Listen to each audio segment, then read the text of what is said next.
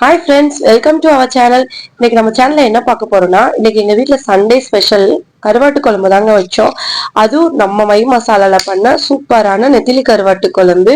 உண்மையாவே சாப்பிட்றதுக்கு அவ்வளோ அழகா இருந்துச்சு, ரொம்ப டேஸ்டா இருந்துச்சு. நீங்களும் இதே போல செஞ்சு பாருங்க, உண்மையாவே ரொம்ப நல்லா இருக்கும். வாங்க எப்படி பண்றதுன்னு வீடியோக்குள்ள போய் பார்க்கலாம். அதுக்கு ஃபர்ஸ்ட் நான் நெத்திலி கருவாடு 100 கிராம் எடுத்து வச்சிருக்கேன். ஸோ நெத்திலி கருவாடு 100 கிராம் எடுத்துக்கோங்க. கொஞ்சோண்டு புளியை வந்து குழம்பு வைக்கிறதுக்கு முன்னாடி கொஞ்ச நேரம் ஊற வச்சுக்கலாம் தண்ணியில. இப்போ கருவாடை கிளீன் பண்றதுக்கு கொஞ்சோண்டு சுடுதண்ணி போட்டுக்கிறேன். சுடுதண்ணி காஞ்சிருச்சு. இப்ப நம்மளோட கருவாடு இருக்கு இல்லையா, அதோட தலையை மட்டும் ரிமூவ் பண்ணிட்டு ஊற வச்சுக்கலாம். ஊறட்டும் ஒரு 5 நிமிஷம். அப்பதான் அது மேல இருக்கிற அந்த இதெல்லாம் எடுத்துடலாம். நம்ம அந்த வேஸ்ட் இதெல்லாம் இருக்கும் இல்லையா, அதெல்லாம் எடுக்கலாம். இப்ப குழம்பு வைக்கிறதுக்கு தேவையான சின்ன வெங்காயம், வெள்ளைப்பூடு, 2 பச்சை மிளகாய், கொஞ்சோண்டு கருவேப்பிலை, 2 பெரிய சைஸ் தக்காளி. சின்ன வெங்காயம் தான் இதுக்கு யூஸ் பண்ணணும், அப்பதான் டேஸ்ட் உங்களுக்கு ரொம்ப நல்லா இருக்கும். இப்ப கல்லெண்ணெயை வந்து ஒரு வடச்சட்டியில ஊத்தி வச்சுக்கிறேன் குழம்பு வைக்கிறதுக்கு.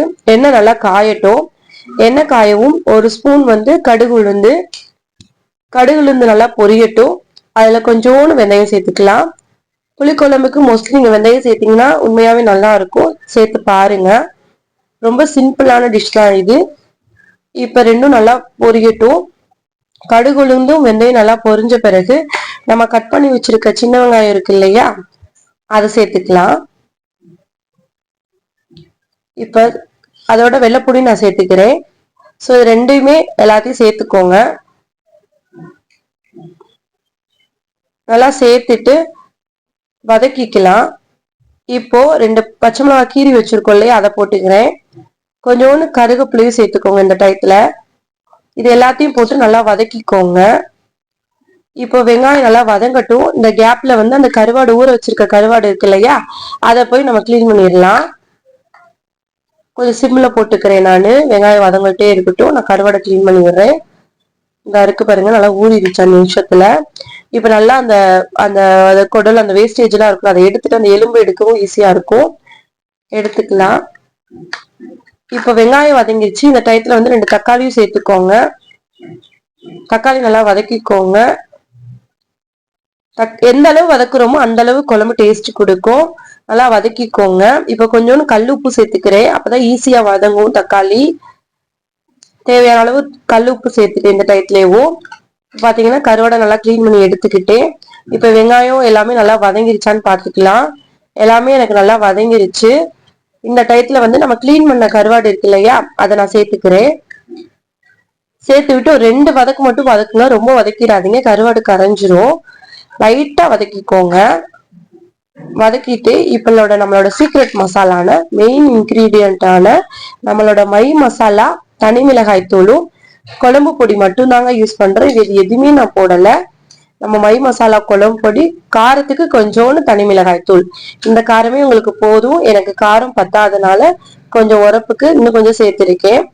இப்ப பாத்தீங்கன்னா நம்ம மசாலா வதக்குறப்ப எவ்வளவு அழகா இருக்கு பாருங்களேன். அந்த கலர் எவ்வளவு அழகா சேஞ்ச் ஆகுது பாருங்க. இதாங்க நம்ம மை மசாலாவோட டெக்ஸ்சர். நிறைய பேர் நம்ம மசாலா யூஸ் பண்ணிட்டு நல்ல நல்ல கமெண்ட்ஸ் எல்லாம் கொடுத்துட்டு இருக்கீங்க. உங்களுக்கு எப்படி இருந்துச்சுன்னு எல்லாருக்கும் ரொம்ப தேங்க்ஸ். கண்டிப்பா நீங்க புதுசா யாராவது பாக்குறவங்களா இருந்தா நீங்களும் இதே போல ட்ரை பண்ணுங்க. உண்மையாவே நம்ம மசாலா சூப்பரா இருக்குங்க, நீங்க மிஸ் பண்ணிடாதீங்க. இப்ப மசாலா நல்லா வதங்கிருச்சு. ஊற வச்சிருக்க புளி இருக்கு இல்லையா, அதை சேர்த்துக்கலாம். நான் தக்காளி கொஞ்சம் சேர்த்து போட்டிருக்கேன், புளி லைட்டா தான் ஊற வச்சிருக்கேன்.